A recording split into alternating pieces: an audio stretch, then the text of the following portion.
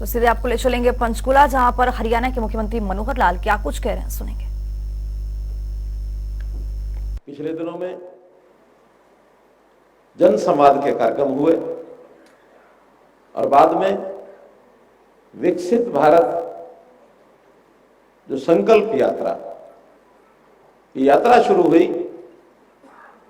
देश भर के गांव में, शहरों में, अरबाड़ में, सब जगह पहुंची। हरियाणा में भी लगभग 6,500 कार्यक्रम हुए हैं। इन सब कार्यक्रमों में भी बहुत सी मांग, बहुत सी डिमांड्स ये आई हैं। उनको सबको हमने संकल्पित कर लिया, संकल्पबद्ध कर लिया है। हजारों की संख्या में बहु योजनाएं भी हैं। गांव की गली से लेकर के और नेशनल हाईवे तक बड़ी बड़ी परियोजनाएं भी उसमें हैं। उन सब पर भी बहुत तीव्र गति से काम चल रहा है। आचार संहिता लागू होने वाली है, तो आचार संहिता से पूर्व की जितनी हमारी तैयारी थी उनका तो आज शिलान्यास, उद्घाटन सब कर दिया है। लेकिन 3 महीने, लगभग 2.5 महीने अब लोकसभा के चुनाव के कारण से आचार संहिता लागू हो जाएगी। निश्चित रूप से जैसे ही चुनाव समाप्त होंगे, मई अंत में अथवा जून के प्रथम सप्ताह में फिर से एक कार्यक्रम इसी प्रकार का किया जाएगा। फिर से हजारों करोड़ रुपए की योजनाओं को जनता को समर्पित किया जाएगा। और ये कार्यक्रम कोई पहला कार्यक्रम नहीं हो रहा है। संयोग से जब कोविड का वर्ष आया था, उस कोविड के वर्ष ने हमको, हर एक जो संकट होता है वो कुछ ना कुछ अवसर लेके आता है। हर चुनौती के सामने कोई एक अवसर उपलब्ध होता है। तो उस चुनौती में एक अवसर आया कि बहुत चीजें ऑनलाइन, वर्चुअल, इस मोड पर हमने करनी शुरू की थी। इससे पहले भी 8 कार्यक्रम हम वर्चुअल मोड पर कर चुके हैं, उद्घाटन शिलान्यास के। आज ये 9वां कार्यक्रम है। 2020, 21, 22, 23 लगातार किए। और उन सब कार्यक्रमों की भी अगर मैं कुल आंकड़ा बताता हूं तो 1612 प्रोजेक्ट इससे पहले हो चुके हैं, जिस पर 17,203 करोड़ रुपए का खर्च पहले आया है। आज ये 9वां कार्यक्रम है। तो जब इस प्रकार की गति बनती है, उस गति के कारण से विकास होता है। विकास की दर आंकी जाती है। पिछले 10 वर्षों का केंद्र सरकार में, यानी पूरे भारतवर्ष का जो विकास दर का आंकड़ा है, वो पहले की सरकारों के समय से ज्यादा अच्छा, बढ़िया है। पहले 5%, 5.5% होता था, अब 6.7 विकास दर चल रही है पूरे देश की। और मुझे बताते हुए खुशी हो रही है कि देश भर की विकास दर तो 6.7% है, हरियाणा की विकास दर 8% है। हरियाणा का विकास बहुत एक, जिसको कहना चाहिए कि हमारी अच्छी गति, एक प्रसन्नता देने वाली गति हरियाणा की चल रही है। हम और प्रदेशों को भी देखते हैं, पास पड़ोस के चारों तरफ के जो प्रदेश हैं, उन सब में हमको बहुत बड़े लाभ हमारी लोकेशनल एडवांटेज के भी हैं कि अब ऐसा एरिया है, क्षेत्र है, दिल्ली के 3 तरफ हम हैं। अंतर्राष्ट्रीय जगत के जो लोग हैं वो भी दिल्ली जब उतरते हैं तो सबसे पहले वो हरियाणा में आते हैं। क्योंकि अगर मैं एक वाक्य बोल के हमेशा बताता हूं, आज भी बता रहा हूं, कि इंटरनेशनल एयरपोर्ट दिल्ली, अंतर्राष्ट्रीय हवाई अड्डा दिल्ली के ऊपर जब उतरते हैं तो उनको जब ध्यान में आता है सारा ज्योग्राफी, तो हरियाणा दिल्ली से भी ज्यादा नजदीक उनको महसूस होता है। तो इसलिए वो हरियाणा में पहले आते हैं। गुड़गांव में पहले पहुंचते हैं, दिल्ली बाद में पहुंचते हैं। 15 मिनट में गुड़गांव में पहुंच जाते हैं और दिल्ली के किसी मध्य में पहुंचने के लिए भी उनको डेढ़ घंटा लगता है। तो बहुत बड़ी प्रगति हमारी उन शहरों की हो रही है, दिल्ली एनसीआर एरिया में, चाहे वो गुड़गांव हो, चाहे फरीदाबाद हो, चाहे झज्जर जिला हो, सोनीपत हो, पानीपत हो, रोहतक हो, रेवाड़ी हो। और उसी के बराबर अब पंचकुला, जैसे हमारे स्पीकर साहब बता रहे थे कि पंचकुला जिला की प्रगति उसी स्पीड से, उसी पेस से हो रही है। क्योंकि यहां भी हमारा जो एयरपोर्ट चंडीगढ़ का है, वो साझा एयरपोर्ट है, चंडीगढ़ भी है, पंजाब भी है, हरियाणा भी, सब मिलाकर। लेकिन फिर भी उसका लाभ हमको भी बराबर उतना ही है। उसके कारण से पंचकुला की प्रगति भी हो रही है। और एक भविष्य की नई बात आज वैसे तो सबको मालूम ही है, फिर भी मैं उसको दोहरा रहा हूं।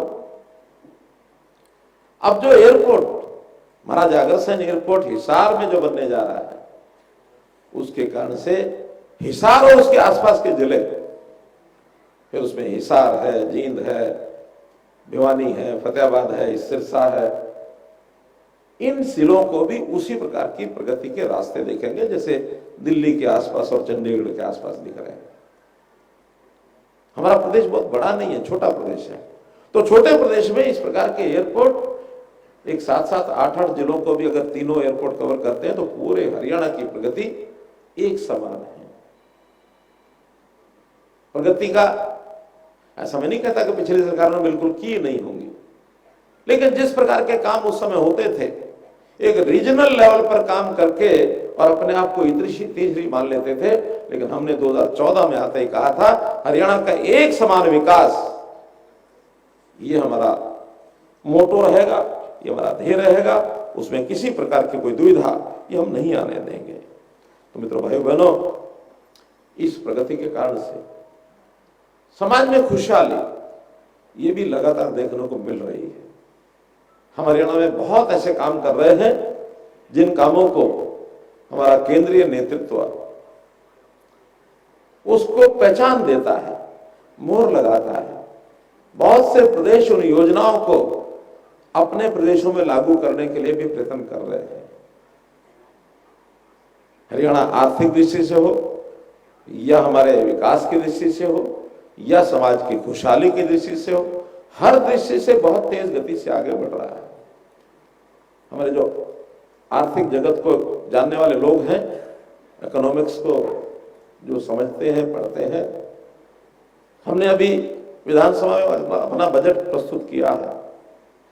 बजट के हमारे जो फिस्कल पैरामीटर्स हैं, जो उसके मापदंड होते हैं, उसके हिसाब से जाना जाता है कि किस प्रदेश की क्या स्थिति है।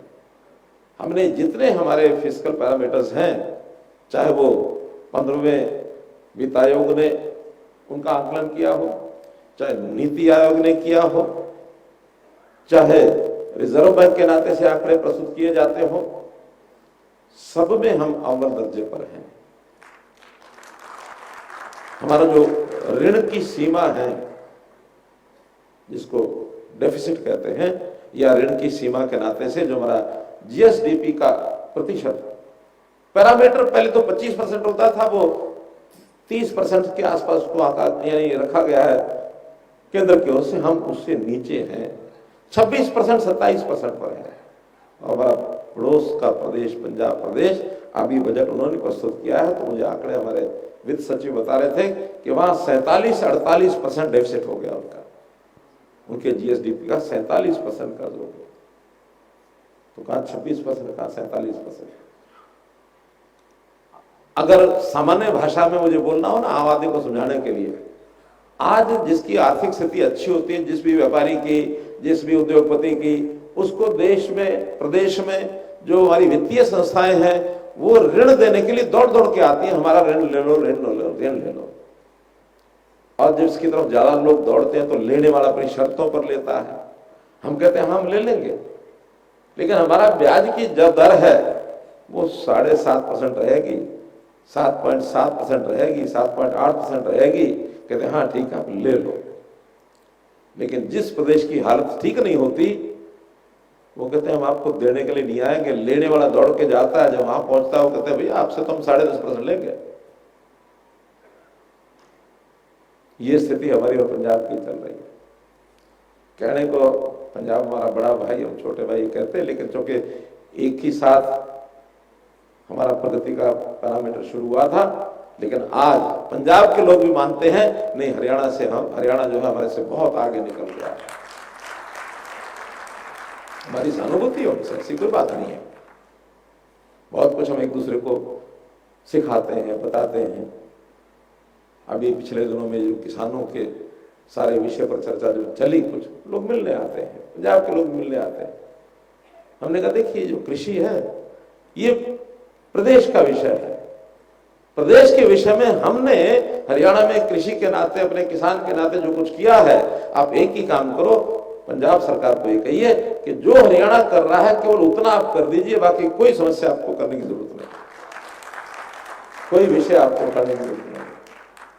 ओके, प्रदेश के नाते तो कर ही सकते हैं। तो खैर, विषय आज विकास के नाते अगर मैं कहूंगा तो लोगों की खुशहाली भी इससे आती है, व्यवसाय बढ़ता है, लोगों को रहन सहन की सुलभ तरीका, आमदन अच्छी होती है। तो अभी नीति आयोग ने पिछले दिनों में एक 2023 के अंदर रिपोर्ट दी है, जिसमें उन्होंने कहा कि हरियाणा एक ऐसा प्रदेश है जिसके 14 लाख परिवार गरीबी रेखा से ऊपर उठे। 14 लाख परिवार, क्योंकि नीति आयोग के स्तर पर ये जो गरीबी की रेखा है वो 1,20,000 है। उनके हिसाब से 14 लाख बाहर निकले। हमारी बीपीएल के लेवल में जो संख्या है वो लगभग 1 करोड़ आ गई है, क्योंकि 1 लाख से नीचे, जैसे आज बताया जा रहा है, जो हमारे हैप्पी योजना को शुरू करने वाले ने आंकड़ा लगाया कि 84 लाख लोग ऐसे हैं जिनको हैप्पी योजना का लाभ मिलेगा। वो लेवल है 1 लाख रुपया इनकम। 1 लाख तक 84 लाख है तो 1,20,000 तक 1 करोड़ हो जाएगा। हमने उस आय को अपने प्रदेश के लोगों को और सुविधा देने के लिए उसका दायरा बढ़ा करके 1,80,000 रुपया कर दिया है। 1,80,000 परिवार और आ जाएंगे, लेकिन नीति आयोग के पैरामीटर के हिसाब से हमारे 14 लाख परिवार बाहर हुए हैं, अर्थात हमारा प्रदेश प्रगति कर रहा है। और उस प्रगति में ये जो विशेष अगले वर्ष है, खास करके अगर इसको मैं कहूं, प्रधानमंत्री जी के दिए हुए फॉर्मूले के हिसाब से जो अमृत काल का यह वर्ष है, 2047 तक चलने वाला है। इस अमृत काल के वर्ष में हमारा देश जहां विकसित होगा, हमारा प्रदेश भी विकसित प्रदेशों की श्रेणी में आएगा।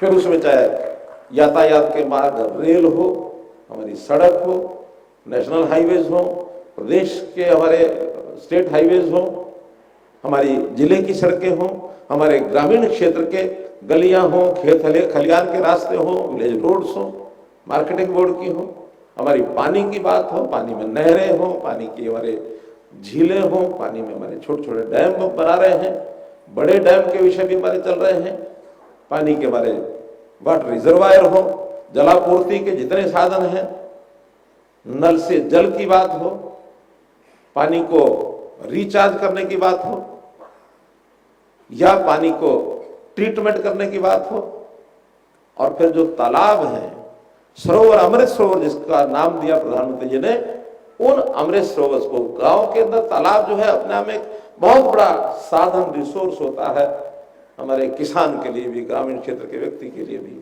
18,000 तालाब है हमारे। हमने इस तालाबों को ठीक करने के लिए, इनको जल को स्वच्छ करने के लिए, सूखे तालाबों में पानी भरने के लिए, उनकी रेनोवेशन के लिए, वहां उसको विकसित करेंगे तो गांव के लोग वहां घूमने के लिए भी आते हैं। पार्क भी होता है, पानी का जो किनारा होता है उस किनारे के ऊपर अगर वातावरण अच्छा हो तो लोग आते हैं, बैठते हैं, गांव का वातावरण शुद्ध हो। हमने तालाब अथॉरिटी अलग से बनाई, बड़ा काम हो रहा है। हमारे राव साहब बैठे हैं यहाँ। 18,000 तालाब में से लगभग 1700 तालाब वो इस लेवल पर आ गए हैं जिसको हम शुद्ध करना चाहते हैं अमृत सरोवर की श्रेणी में। आज भी सैकड़ों प्रोजेक्ट, यानी 50-60 प्रोजेक्ट तो अमृत सरोवर के ही होंगे जो आज हमने ये 600 प्रोजेक्ट जो शिलान्यास किया या उद्घाटन किया है।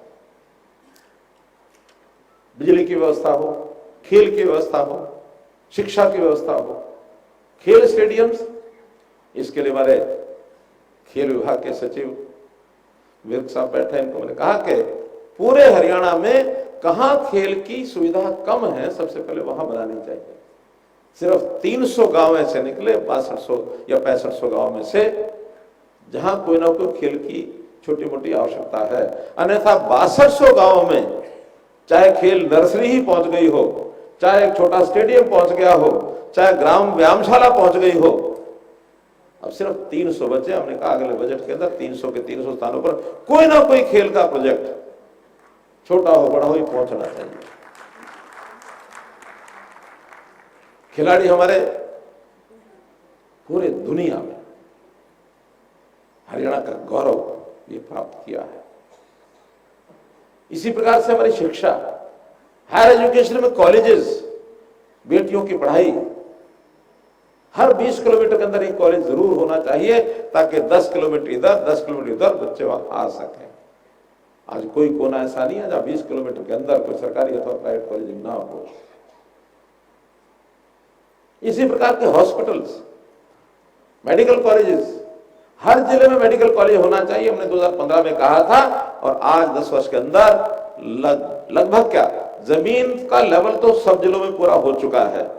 3 जिले ऐसे हैं जहां जमीनों का उसका शिलान्यास होना बाकी है, बाकी सब जगह शिलान्यास हो गए हैं, उसमें निर्माण चल रहा है, कई मेडिकल कॉलेज चल चुके हैं। मेडिकल कॉलेज में एडमिशंस की संख्या जो 750 थी जब 2014 में 15 में हम आए थे, आज उन्हीं की संख्या 2000 हो चुकी है। और सभी मेडिकल कॉलेज खुलने के बाद 3500 डॉक्टर ये हर साल एडमिशन भी लेंगे एमबीबीएस में और 5 साल के बाद डॉक्टर बनके बाहर निकलेंगे। हरियाणा का कोई कोना, हमारी सीएचसी, पीएचसी, गांव-गांव तक हम इस सुविधा को ले जाएंगे।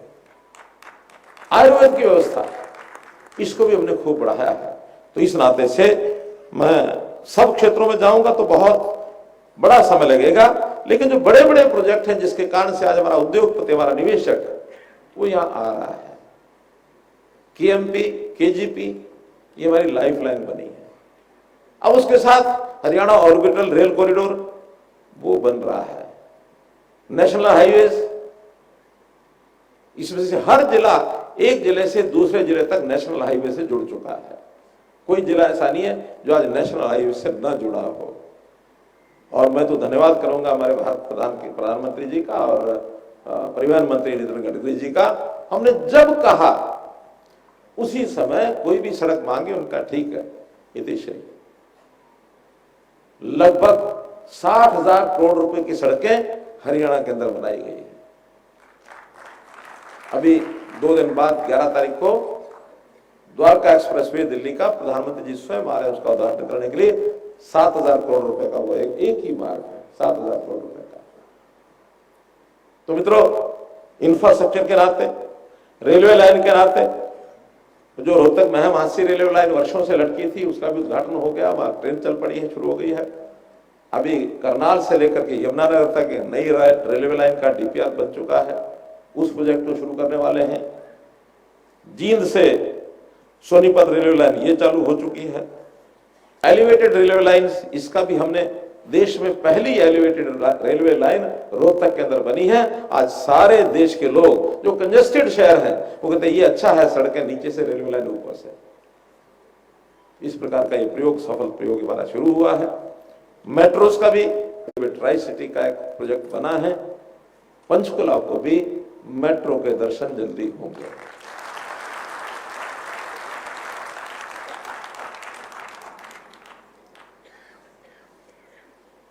मेडिकल कॉलेजेस की कड़ी में एक एम्स ये भी हमको मिला जो रेवाड़ी के अंदर, जिसका प्रधानमंत्री जी ने भी शिलान्यास किया है। एग्रीकल्चर के भी बड़े प्रोजेक्ट ये भी हमने लगाए हैं। गन्नौर की मंडी लगभग 4,000 करोड़ रुपए लगा करके, 7,000 करोड़ रुपए लगा करके गन्नौर की मंडी, ये न केवल भारत की बल्कि कह सकते हैं कि एशिया की सबसे बड़ी मंडी गन्नौर में बनने वाली है, सबसे बड़ी मंडी। केंद्र सरकार के बहुत से प्रोजेक्ट्स ये शुरू हुए हैं। हॉस्पिटल्स में हर जिले में 200 बेड का एक हॉस्पिटल, इसकी घोषणा हो चुकी है। कई जिलों के हॉस्पिटल के विस्तार की योजना बन चुकी है ताकि किसी भी व्यक्ति को, किसी मरीज को अपने ही जिले में पूरा इलाज मिले।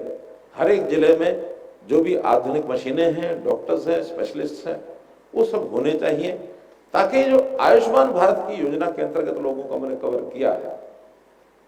अभी योजना में कवर थे 1,80,000 रुपए तक लोग, बाद में हमने कवर किए 3 लाख रुपए की श्रेणी तक के लोग। अब 3 लाख से 6 लाख भी और 6 लाख से ऊपर सभी प्रीमियम देकर के सबको कवर कर दिया। कोई भी परिवार का व्यक्ति जिनकी 6 लाख से ऊपर आमदन है, मात्र 5,000 रुपया जमा कराने से 5 लाख रुपए का इंश्योरेंस उन सब का हो जाएगा, फिर किसी को कोई दिक्कत नहीं आएगी। ये डिमांड थी सबकी।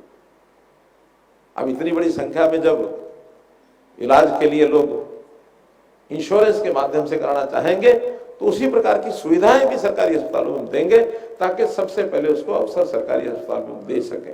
अच्छे डॉक्टर, अच्छी सुविधाएं। वहां कोई काम, कोई सुविधा नहीं होगी, कोई पैकेज वहां की बजाय बाहर का होगा तो प्राइवेट में जाएगा। प्राइवेट में जाने की उसकी बहुत बड़ी आवश्यकता उसको नहीं रहेगी। तो इस प्रकार से उद्योग में, पूरे हरियाणा में उद्योग और रोजगार लोगों को मिले। स्कीम एक ब्लॉक एक उत्पाद, जिस स्कीम का नाम है पद्मा स्कीम। तो पद्मा स्कीम के अंतर्गत लगभग 40 क्लस्टर 6000 एकड़ में ऐसे बनाए जा चुके हैं और ये 143 क्लस्टर कुल मिला के बनेंगे, जिसके अंदर अपने ही क्षेत्र में, अपने ही ब्लॉक में और लोगों को जो है सुविधा मिल सके, काम मिल सके। बिजली की अभूतपूर्व प्रगति हरियाणा में हुई है। हमारे यहाँ 5900 गांव में 24 घंटे बिजली मिलती है। 5900 गांव में कोई गांव ऐसा नहीं जहाँ आज कोई डिमांड नहीं आती। वरना तो बिजली को लेकर के कितना संकट, कितने आंदोलन होते थे। पानी को लेकर मटके तोड़े जाते थे, बिजली नहीं आ रही, रास्ते रोके जाते थे। बिजली के लाइन लॉसेस ये हमने कम किए। आज हमारी बिजली की दोनों कंपनियां A+ रेटिंग में आ गई है। हाईएस्ट रेटिंग है देश की A+। तो दोनों बिजली की कंपनियां हाईएस्ट रेटिंग में, क्योंकि लाइन लॉस बहुत कम हुए। 34-35% से अब हम जस्ट 11%, 2 डिजिट से 1 डिजिट में कब आ जाएंगे हमको अगले दिन सुबह ही पता लगेगा कि अब 10 से कम आ गए हैं।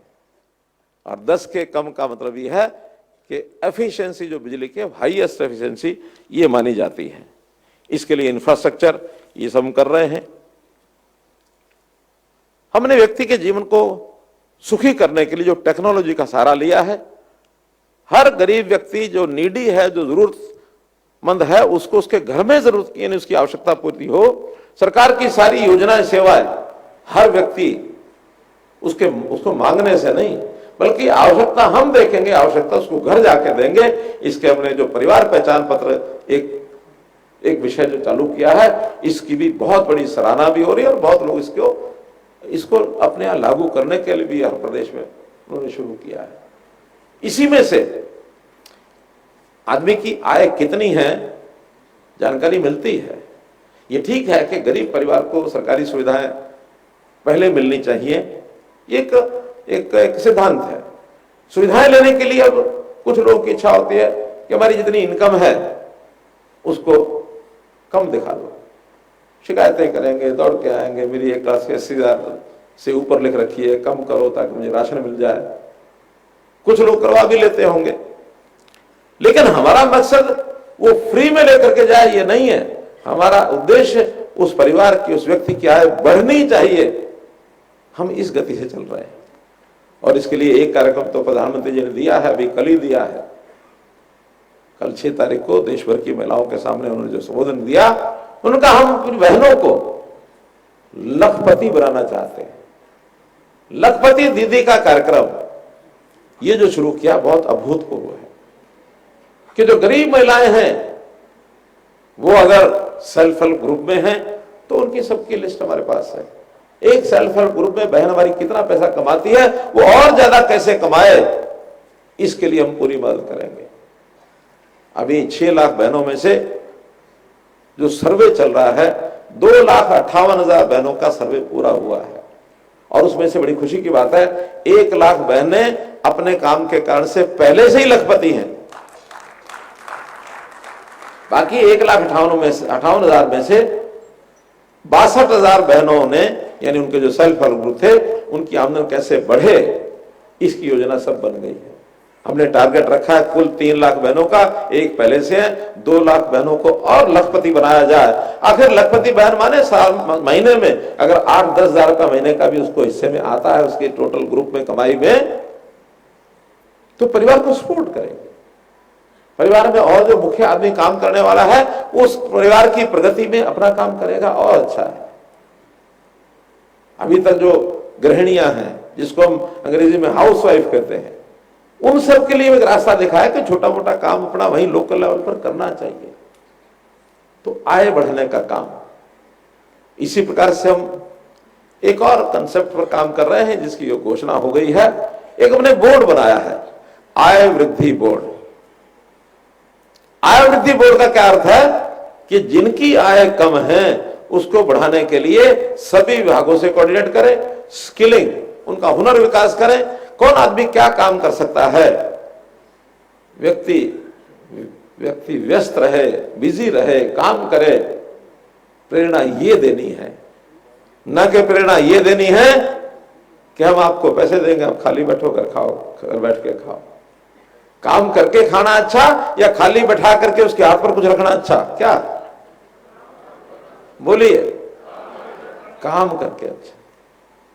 भगवान ने हमको हाथ पैर शरीर स्वस्थ दिया है, कर्म करेंगे, उसमें से जो फल मिलेगा, प्रसाद मिलेगा, उसको उपयोग करेंगे। ये समाज में एक संस्कार भी पैदा करना है। बहुत से सारे काम हम करते हैं। विपक्षी पार्टियां या जो हमारे आलोचना करने वाले लोग तो कहते हैं कि हम जब चुनाव आएगा तब घोषणा करेंगे, हम ये करेंगे, ये करेंगे, ये करेंगे, ये करेंगे। अभी विधानसभा में विषय उठा कि आपने जो बजट पेश किया है ये चुनावी बजट तो है नहीं। हमने कहा चुनावी बजट घोषणा नहीं करते, हम व्यक्तियों की जो वर्तमान आवश्यकताएं इस वर्ष की उसको देख करके बजट करते हैं। चुनावी बजट करने वाले केवल लोगों को लालायित करते हैं, उनको लोक लुभावन नारे देते हैं। हमारा वो काम नहीं है। हमको जब लगता है कि समाज के हित में ये बात अच्छी है, हम नहीं देखते कि हमारे मैनिफेस्टो में था कि नहीं था। न हो, हम काम की आवश्यकता लगता है यही समय आवश्यक है, उसी समय योजना बना के उसको लागू करते हैं। हम नहीं देखते मैनिफेस्टो। चुनाव आ रहे हैं, पार्टियां सब कहते हैं हम मैनिफेस्टो में घोषणा करेंगे, हम ये करेंगे, ये करेंगे। हम कहते हैं आप करते रहना घोषणा, हम तो करके दिखाएंगे कि हमने करना है तो ये करना है, आज ये लागू कर रहे हैं। तो मित्रों, काम की गति हरियाणा की पर्याप्त है। फिर भी कभी भी कोई चीज पूर्ण नहीं होती, हमेशा गुंजाइश होती है। Sky is the limit. काम करने का स्कोप बहुत है। इसलिए चाहे ये समय बचा है हमारा इस सरकार का लगभग 6 महीने 7 महीने, और चाहे इसके बाद हरियाणा की जनता का जो प्यार और प्रेम मिल रहा है, उसके बाद अगले सत्र में भी 5 साल के सत्र में जितने लोगों के काम हैं, जैसी हमारी यानी उनकी ओर से जानकारी आएगी या हम जाकर के ढूंढ के जानकारी प्राप्त कर पाएंगे कि इस प्रदेश, इस वर्ग की, इस व्यक्ति की, इस परिवार की, इस इलाके की ये जरूरत है, हम उनके पास जा करके काम करेंगे। प्रोएक्टिव गवर्नमेंट होकर के काम करना ये हमारा स्वभाव है, हम इसको चालू रखेंगे। आज के इस अवसर पर जैसा प्रारंभ में बताया कि लगभग 4200 करोड़ रुपए की योजनाओं का जो शिलान्यास और उद्घाटन हुआ है, इस अवसर पर हर जिले में प्राय काम हुए हैं। यहां से उन सब जिलों के जो भी लोग मेरी बात सुन रहे हैं, सबको मैं पूरी हरियाणा की जनता को विशेष तौर पर बधाई और शुभकामना देता हूं। बहुत बहुत धन्यवाद।